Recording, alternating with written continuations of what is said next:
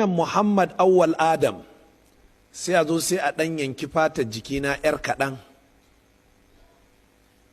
sai a je a sa ta a wata na'ura, sai a ririta ta bayan watanni ko kwanaki, sai ainihin ta fitar da mutum irina da gwargwadon irin yadda ake son adadin ya kasance. Za a iya fitar da 10 ko 30 ko 50 yadda kaga mai bulo yana kera bulo, yadda aka so kawai haka za a yi.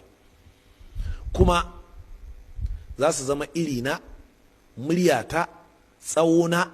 Idan suka kai shekaru irin nawa, duk irin abin da yake a jikina haka za a samu a jikinsu, sai dai tabo wanda ni ya faru ne saboda daɗewa ta a wannan yanayin.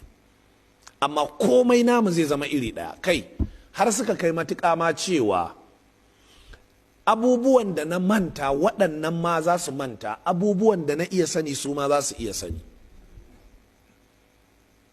To yanzu wannan ba ana tambaya ne akan zai yiwu ko ba zai yiwu ba, zai yiwu automatically, domin ƙur'ani ma ya tabbatar da cloning.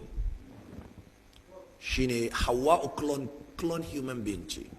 Hawwa'u an yi ta ne daga jikin annabi Adam, don haka wannan shine aikin cloning na farko. To amma waye yi? Allah ne.